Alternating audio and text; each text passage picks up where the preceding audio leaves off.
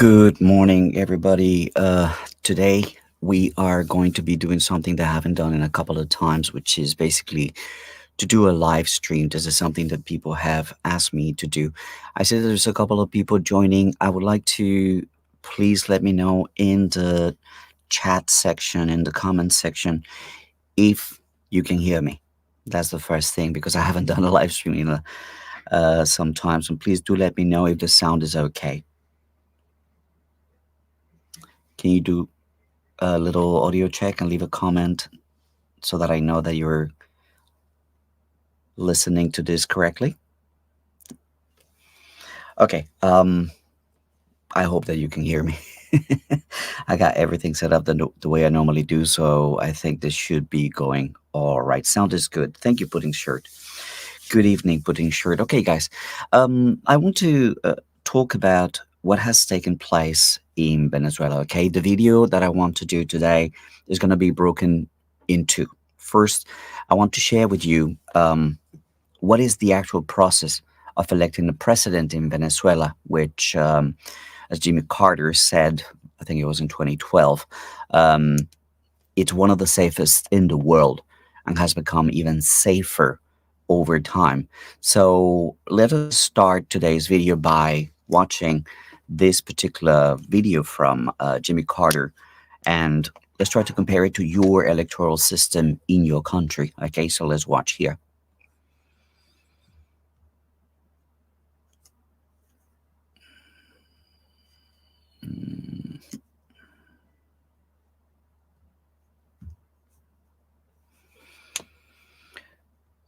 Let's play it.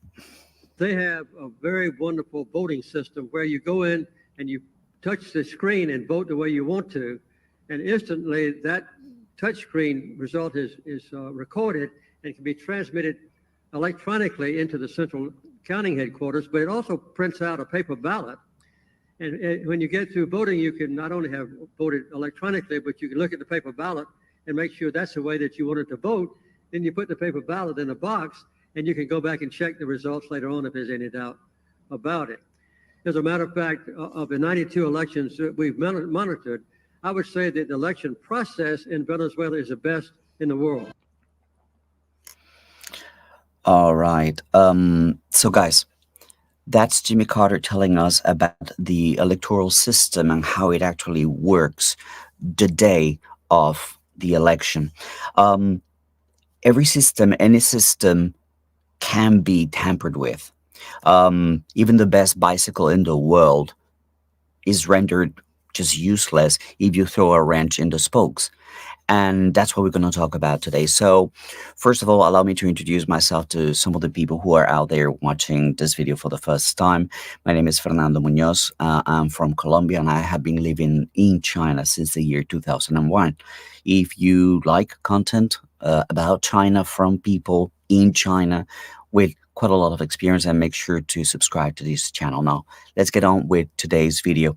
I want to talk about two things. First, about how I want to show you basically how the elections take place. I was able to get a hold of a video from a person who was there doing some monitoring, and he shared the process. So I want to share that with you. I want to show you how it took place.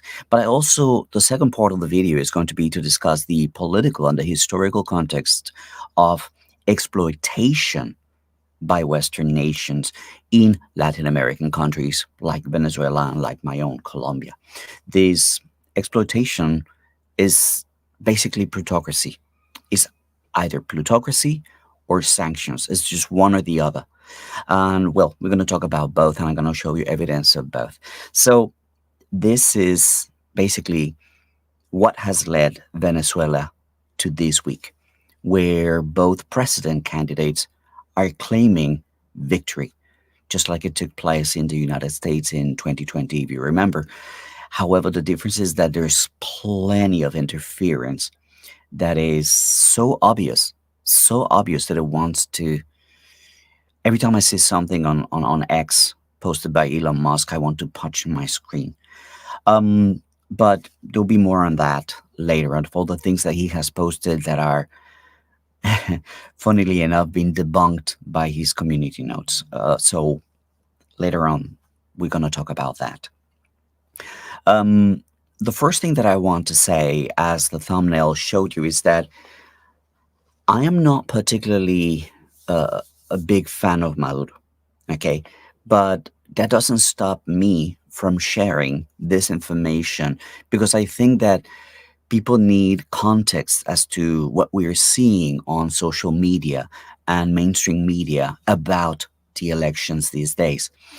The first reason why I'm not a Maduro supporter is, I don't know, subjective, objective, you tell me. The thing is that Maduro came to power, in my opinion, without the necessary skills to do the job. I have become a supporter and a believer in Chinese meritocracy. And I don't see much of that in Venezuela's government. I don't see much of that in his presidency. So make of that what you will. Objective, subjective, I don't know. Now, the second thing is that the Venezuelan government for a long time supported the Revolutionary Army of Colombia. They provided a safe haven for a lot of these revolutionary armies. They dealt with their government um, in drug operations. Now, here's the thing, at what level?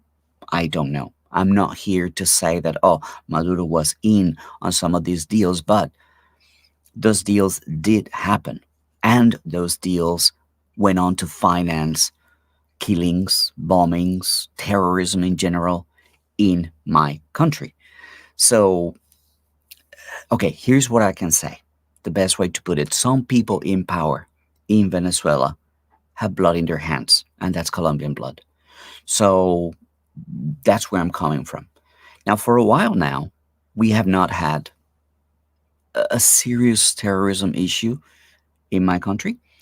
There was a peace process that took place.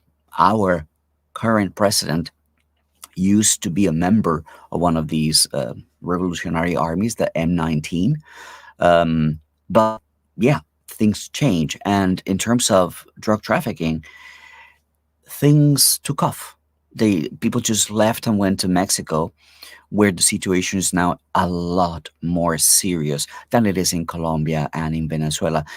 I'm not saying that there aren't any drug dealers or drug traffickers or narcos in Colombia and Venezuela anymore, but the situation did cool down quite a lot.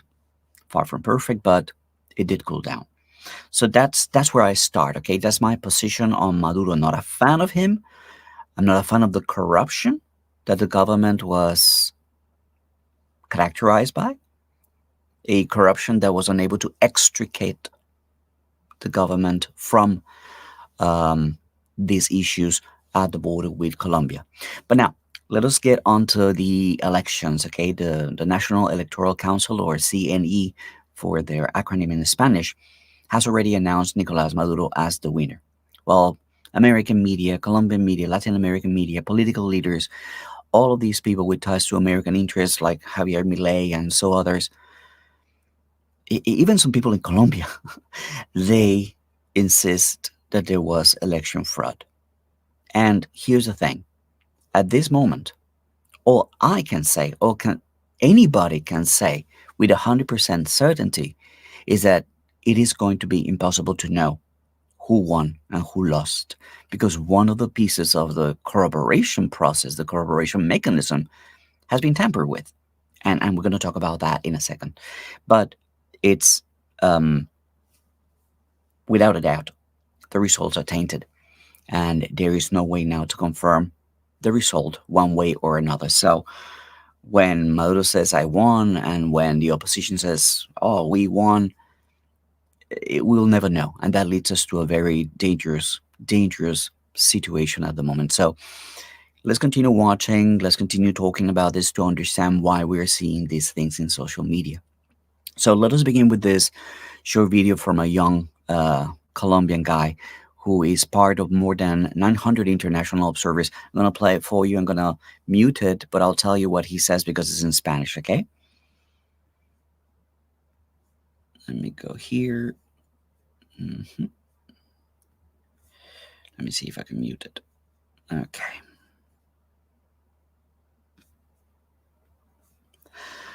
So basically, what this guy's telling us here is that he is part of one of 900 international observers, and these observers are ambassadors, former presidents, Congress members, representatives from various political parties from around the world. He actually mentions that there are observers from 110 countries that participated in the process, some known to be influenced by three letter agencies in America were not allowed to go in. But here's the thing that I would like to ask you guys, just for fun. How many observers are there in American elections? Let me know in the comments. So Eduardo here, Eduardo Sarmiento, sorry, he focuses on three different numbers that must match, and this is what he's showing over here. Um, the first thing is that when people go into the polling station, they need to register themselves on a notebook. There's a numbered notebook where handwritten registration takes place. That's the first one. So at the end of the polling day, there'll be this many votes in this particular polling station. And then the second step is the biometric registration, which he already showed in the video. I'll probably play it again, put in a loop on a loop while I explain.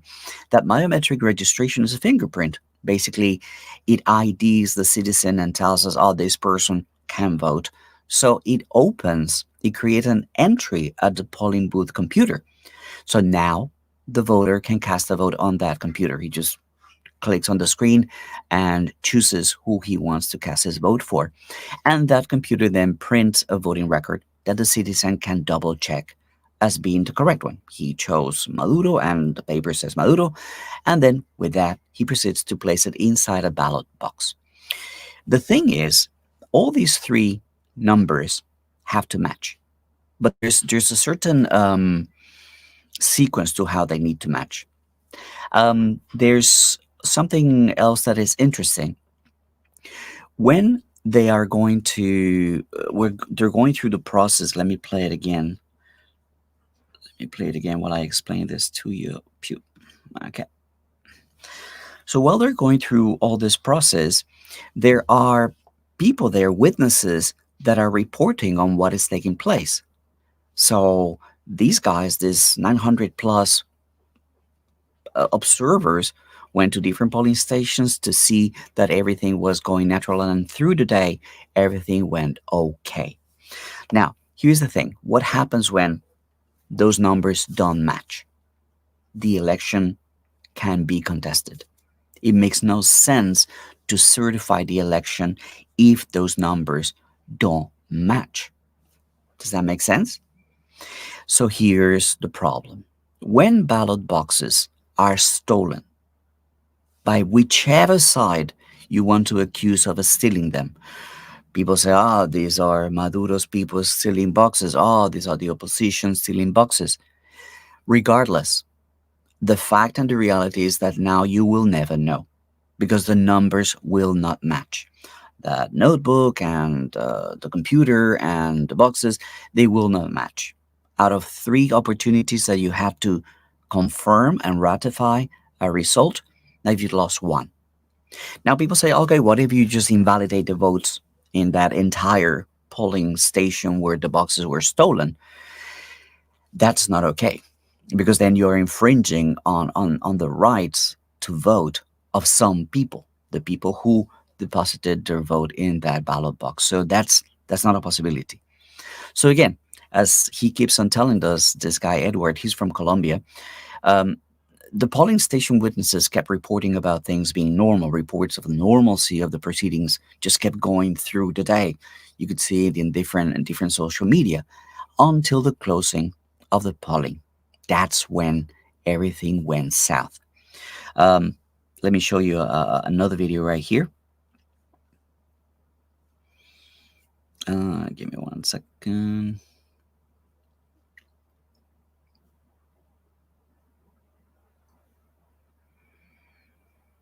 Mhm.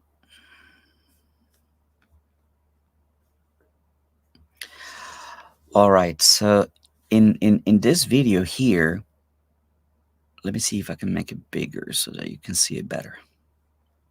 Let me apply it. I'm gonna mute it as well. These are people complaining about boxes being stolen. You see people with guns, um, and people upset at what's taking place. This is taking place at night. Yeah. And again, going to what I was saying, once those are stolen, it becomes impossible to actually ratify any result. So the CNE, right, the Election Commission, confirmed that Maduro won. My question is, how do they know? At the same time, the opposition claims that they won. Yeah. How did they know? It's impossible. It's impossible to tell. So that leads us to, again, the question that I posed in the thumbnail. What to do now? What's going to happen now? Well, we're seeing it unfold before our eyes. There's going to be a fight for power, a literal attempt of a coup or containment of the protests on the streets. Regardless, it's not going to be pretty, and we're going to continue seeing these things unfold in a very nasty way. Nobody knows how this will end. Nobody knows if Maduro will be able to continue or if the opposition is going to overthrow him. But more importantly, I think that the question that we should ask ourselves is, why did these things happen in Venezuela, and why will then continue to happen more and more throughout the world? And this is how we start the second part of today's video. Most Latin American countries, let me make a break and see any comments. Okay, let's see, Huang Tua. Let me show this comment over here. Okay, so unconscious among South America is that they are colonizers of indigenous land. Very true, very true. We are the product of colonizers. Europeans came to our land and took away our riches, our gold, our culture, even our belief system, and then gave us that invisible God that they believe in while we were worshiping the sun and the stars and the moon and the water and the trees and the forest. So they did change quite a lot of things in our country. Tommy Putra, hola, hola, hola. Kevin James, hello. Good day.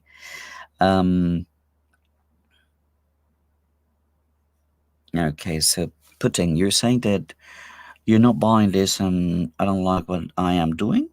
It's not on my business what happened in Venezuela election. It's only Venezuelans. You're interfering in the domestic affairs. Putin shirt, I'm not interfering in them. What's going to happen is going to happen. I'm just letting you know what took place.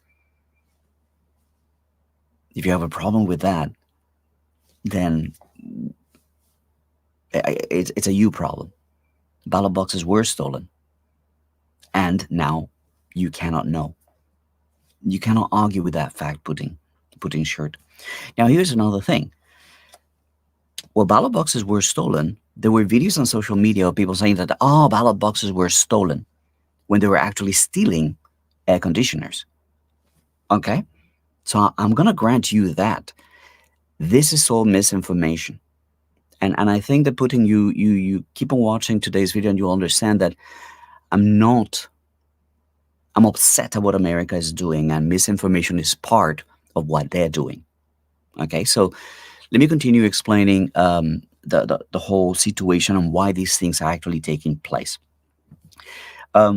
Most Latin American countries, like the US today, are divided between the elites, right? The 1%, those who lobby or those who govern for their own interests, a true plutocracy, a government by the wealthy and for the wealthy. And then there's the rest of the population. There's the middle class that is struggling to stay afloat, and the poor who, well, they just get worse and worse and worse. However, The thing to understand is that most of our Latin American elites, and in fact, most of our systems, all of our systems, our economy, our modern culture, our entertainment, our fashion, our music, our movies, our media, our military, our finances, everything in Latin America is deeply, deeply intertwined and connected with US interests. We're like we're like a backyard, and basically that's what we are. These all literally stem from all those respective branches in the US. And here's another fact that we need to contend with. Most political, most business leaders in Latin America, they're all educated abroad, and they learn to not make waves, to do as they're told, to maintain that status quo. That is how they're able to stay in that elite group, or that's how they manage to grow within that elite group. Perhaps, in my opinion, the worst kind of elite members are those new entries, those who are given opportunities to prosper, and once they enter those circles, they start to denigrate the origins and they turn their backs on their roots, the popular roots that they belong to. This to me are the worst. The reason why I share this is because I am someone who grew up closer and closer to members of this elite in Colombia. I happen to have studied with many of Colombia's business and political elites today. Just to give you a fun fact, if any of my old friends in Colombia are watching this, I remember I used to translate English textbooks during our study sessions for people who are nowadays former ministers in Colombia, who are Ivy League professors in the US today. I was that close to them. We were classmates. I also share this with you as someone who wishes to explain why our left leaning government in Colombia is crippled by these elites, much like Maduro's government has been crippled for the longest time. However, the circumstances in Venezuela are quite different from Colombia because Venezuela was always richer than Colombia. Venezuela had and still has what the US wanted: oil. So for decades, particularly, okay, I would say before and after OPEC was founded in the 1960s, Venezuelan oil managed to create an elite that became unimaginably rich and powerful. Like, you wouldn't believe how rich those oil magnates were. And the same was true in the 80s, all the way through, I don't know, the 2010s, when let's call it an unsophisticated and violent, a parallel elite is sprung, right, from rags to riches, when drug trafficking became a thing in Latin America, Colombia, Venezuela, Peru, the whole place. So what happened next? Here's the thing, and if you want to take this as a warning, if you're an American, or if you want to consider it more like a premonition, pay attention. There's disparity, this gap between the haves and the have-nots that Venezuela was experiencing at some time was similar to what we see happening today in the US. Let me show you this very, very quickly. Um, where is this here?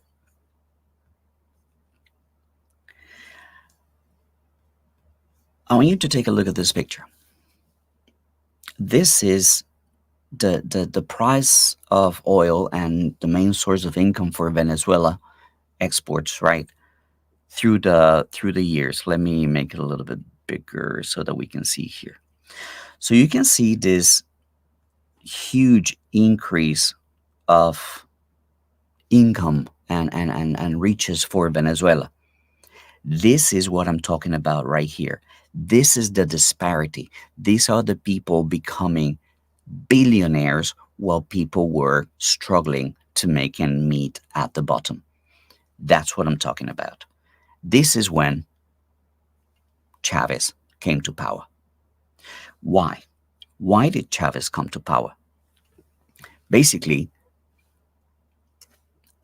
society reached a point when the disenfranchised, with the hopeless, reached a critical mass, so to speak. A large percentage of the population felt abandoned and left to their own devices, left behind, until that critical mass simply said enough.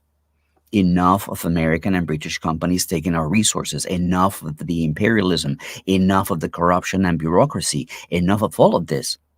Now, it did not help that the government income was suffering from manipulated oil prices internationally. But this is basically what gave rise to the Bolivarian Revolution. This is what led to Chavez, and now is continued by Maduro. It was basically a response to this inequality in incomes. I think it's Jerry Gray who says it beautifully when he says that Latin America is not poor. The people are poor. We're rich countries in Latin America, but the people are poor. We're kept poor. And that's what Chavez and Maduro tried to change. So, what happened next once Chavez gets into power and Maduro continues the government that he left? Well, he cut ties with most Western institutions. He nationalized resources, and in doing so, which was beneficial to Venezuela, don't get me wrong, Putin shirt, it was beneficial to Venezuela, but Americans didn't like it, right? So Venezuela ended up facing brutal sanctions from US and the West. And what happened at the same time? Well, those elite that we were talking about, they left and they became the opposition in exile in the US and other countries. Nothing better exemplifies this clown show like Juan Guaido. I don't know if you remember when Secretary of State in the US paraded him as the president of Venezuela. But when the US needed to sort out some oil deals, then it was John Kerry who went to shake hands with Maduro. It's all the stupidest thing ever, this Guaido thing and this exile. Whenever I see a post that says, oh, exile, like don't listen to that. Those are those elite that, of course, are upset at what has taken place. So, of course, when sanctions were imposed on Venezuela, these sanctions, they only have one objective, and it's to impoverish the country and turn that initial critical mass that send these corporations away, that send those elites away, against those who had liberated them from the imperialist exploitation. Now, let's take a look at some of the sizes of these sanctions, okay?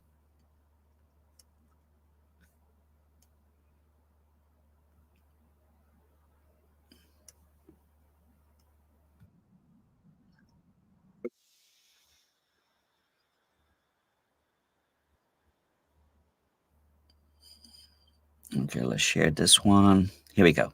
This is John Bolton talking about the sanctions that they imposed. We have continued to expose the corruption of Maduro and his cronies, and today's action ensures they can no longer loot the assets of the Venezuelan people. We expect, and Secretary Mnuchin will go into this in more detail, that today's measure totals $7 billion in assets blocked today, plus over $11 billion in lost export proceeds over the next year.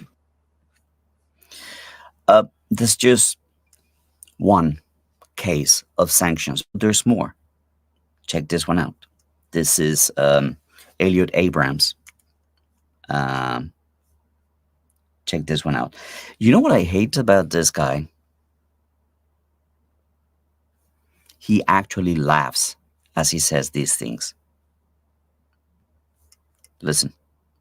One of the main purposes is to deny the regime money that it does not use for the Venezuelan people.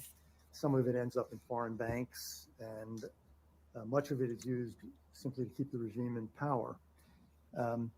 So the first thing we did was we stopped paying them. You know, the largest source of cash had been the United States, buying about 500,000 barrels a day. We have had conversations with foreign oil traders, with foreign governments, really along the same lines. That is, you should be supporting interim President Guaido. You should not be supporting this regime. Guaido. You should not be buying oil from this regime and giving them cash. And we've noted that we have a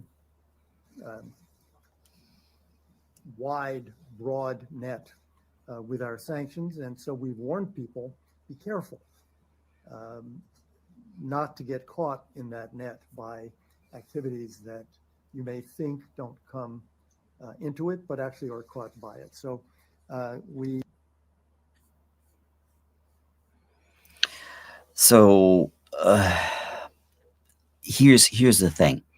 Sanctions are something that I'm going to talk about later. There's a video coming on today's Wednesday, so I think that the video is coming up on Thursday or Friday about sanctions when it comes to China and what they do and the objective and how they work. And here's where I'm sorry that Putin's shirt left, but here's where I think the resilience of some countries is incredible, because these sanctions did not work. It was that network of countries that were strong enough to oppose the empire that helped keep Venezuela afloat.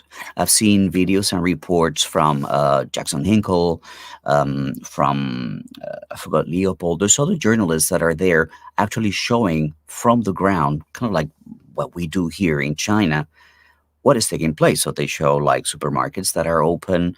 There's just food. There's peace. Things are going well for Venezuela. So obviously these sanctions have not achieved the intended objective. They have not worked. Now, this interference in Venezuelans' affairs, this wrench that has been thrown into the spokes of this fine bicycle, and I mean the electoral system that Jimmy Carter said was one of the best in the world. And it is. 3 ways of confirming who wins. But when there are forces inside your country, this resembles so much Hong Kong. This resembles so much the infiltration of 3-letter agencies into Hong Kong to feed hate and to support organizations that are going to damage the country.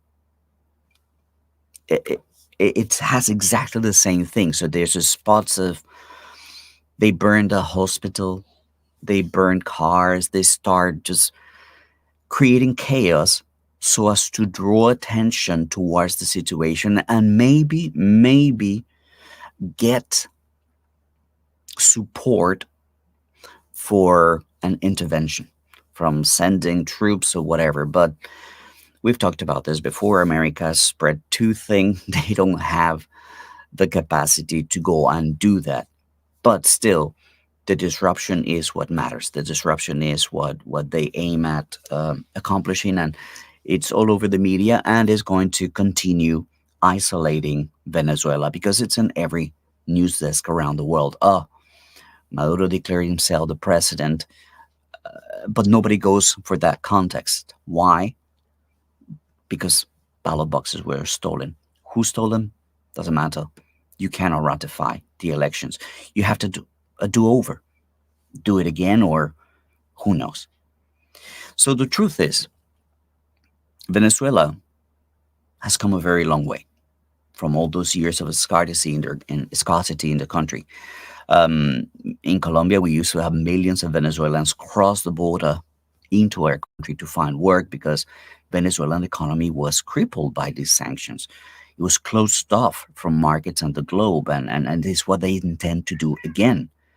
But as far as I know, as far as I understand, as far as I see from reports from the ground, things have turned around, and while they're far from perfect or ideal, things have improved a lot from 20, 30 years ago when we had this wave of immigrants in Colombia. So while Maduro's lack of merit, yeah, may be a contributing factor to some of the struggles that they still experience, to some of the corruption that still exists in Venezuela, I have to agree and I have to grant them that a great deal of the blame for Venezuela's problems at all levels, must be placed on the US and its sanctions and its interference and its imperialism. The Western countries are to blame for this constant interference in Venezuela's economy, in their politics and in their affairs. If you take a moment to step back and view Maduro's actions through this dark lens of US sanctions and interference, then you may start to find that what Maduro has done with so much against him is commendable. He's actually handled things relatively well. How he got there, that's subjective. But what he's doing right now seems to be working. Unfortunately, the situation is likely to get worse before it gets better. The riots, the terrorism, and the possibility of a coup, they're all actually taking place. They're on their way. Now, what I want you to recognize is that this is just the murderous, terrorist, hegemonic American empire trying to reclaim what it once controlled. This media manipulation, this misinformation from billionaires like Musk, who lately is acting very unhinged. I think that there's something lurking around the corner for Elon Musk. This is very weird. Let's see some of the things that he has posted. So here he is, right? Here he is saying, "Oh, this is messed up." Yeah, and Visegrad, this is a Polish account. Armed communist Maduro gangs are storming polling vote stations in Punta, right? And here's the funny thing: these were not, these were not ballot boxes. Yeah, these were actually air cons. And here we have community notes, and like these are actually air cons. And if you listen to the video and you speak Spanish, you'll hear people say like, "Oh, the air cons, the air cons, the air cons." And here we go. Does the community notes actually tell like those are air cons being stolen? But that's what Elon Musk is reposting. But it's far from the last thing that's ridiculous that he posted. He also posted this, right? Oh, major election fraud by Maduro. Turns out that you can have more than 100% votes, right? So there's 51.2, 42.2, and there's 4.6, 4.6, 4.6, and that adds up to 109.2, right? The thing is that these three candidates, is this orange, blue, and yellow, they're sharing this 4.6. So if you add the 51.2, 44.2, and then 4.6, you actually get to the right count. Yeah. It's why is Musk doing this? That is my question. That is the misinformation that we're dealing with, right? Let me show you here. So they're saying, oh, you can have more than 100% votes, right? But the truth of the fact is that these people actually shared that 4.6%. I forgot to share it, right? It's just ridiculous. Now, what else is Elon doing? This is a thing of beauty, right? He says, "Oh, if this gains momentum, the rightful elected president will be replaced." And these are some army captains talking. But watch this. This is funny. I mean, this is saying like, "Oh, we're going to depose Maduro," blah blah blah, right? Community notes. They're not active military. They're not even in Venezuela anymore. It's a joke. It's a joke what Elon Musk is doing. He's deranged. I don't understand why he's doing what he's doing. Um, it makes absolutely no sense. Now, for uh, clarity, right? This is Alan McLeod, who's then again he's reporting from the ground about what's taking place in Venezuela. Follow him on Twitter to see what's really taking place. This is what a ballot box looks like. It looks nothing what those people were stealing. Yeah, those aircon that people were stealing in these pictures, right? Those were aircons, not ballot boxes. Um, let me see. Okay, so well, guys, that's the situation. I don't know why Elon Musk is doing what he's doing, but he's the owner of X, and even though he's fighting for misinformation, he's contributing to misinformation. So be aware that there are people on the ground that you could follow to see actually what is taking place. Um, the final thought that I want to leave you after today's live stream. Thank you all for coming and watching. Sorry that some of you don't like what I'm saying, but it's factual. Here's the thought: because of these disturbances during the election, we're probably never going to know who won and who lost. The sad thing is that that will be settled by fire. That's how revolutions take place. That's how it started. That's how it went for China. When you want to get rid of that elite, when you want to get rid of the cancer that is uncontrolled capitalism, sometimes it has to happen. I wish safety and harmony for the people of Venezuela and for its government. Hopefully, in time and with China's help, they can be prosperous again in the future. Well, guys, that's all I wanted to share. Let me see if there's any comments or any questions that you guys may have. We can go for another few minutes here. Okay, Eduardo Camilo. Maduro is too kind and a bit naive about how to deal with the Western powers. Maduro needs to cut diplomatic and over. Well, this is interesting because he has already cut diplomatic ties with Uruguay, with Chile, a whole bunch, Argentina, a whole bunch of countries that jumped on the American bandwagon. Again, as I was telling you about, a lot of the Latin American elites, they're just puppets. And that's what makes it so difficult to change. Even in my country, with a leftist president who wants to do more things with China, who wants to develop, who wants to do things for our country, they get blocked left and right. Everything is an issue and everything becomes a problem. It's so difficult to I mean, they try. Maduro tries. Pedro tries, right?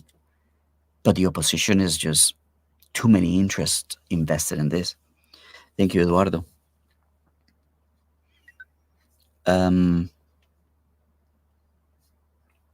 Russia and China need to help Venezuela. I think that they can, and I think that they will. I think that they have been doing so. Unfortunately, this is a necessary step for Venezuela. There's elections, right? Every 5 years, so you have to go through this, and regardless of how good is your electoral system, your voting system, praised by people like Jimmy Carter in 2012, people cannot interfere with that. The fact that it's a fine system doesn't mean that it's infallible or tamper-proof, which is what took place. What's the solution? I don't know.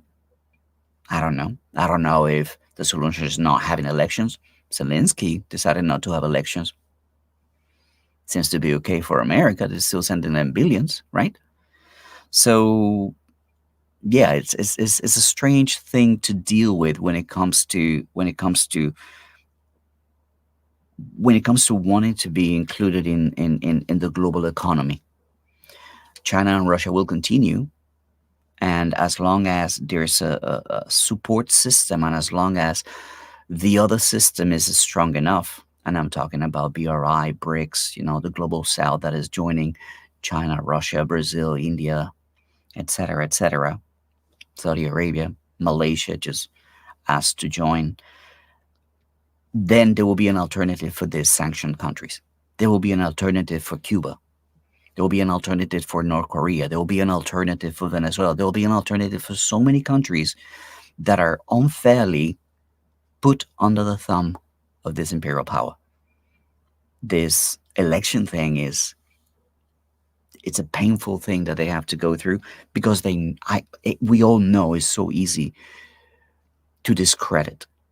And that's what's happened, right? That's what's happened.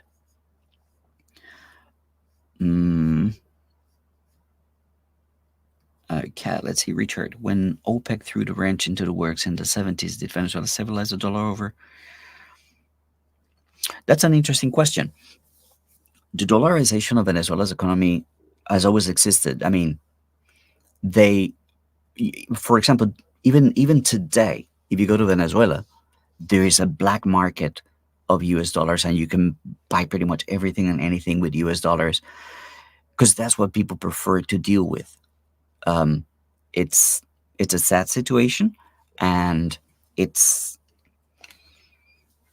countries need alternatives. So talking about the 70s is not too different from what it is now. The fact that prices were going up, it meant that a lot of dollars were coming into the country, and that is a problem for countries like the US, because it creates inflation, right? It creates dollars going out of their system, and people were trading in dollars in the 70s. Colombian people would go to Venezuela to buy dollars because they were so cheap. I'll give you that. So this game of using the dollar and weaponizing the dollar, when you decide to accept the dollar as your currency, as something that is happening in a few countries, in trouble. You're relinquishing your sovereignty, and you're a lot more vulnerable. Guys, I think that that's all I wanted to share with you today. Thank you so much for showing up.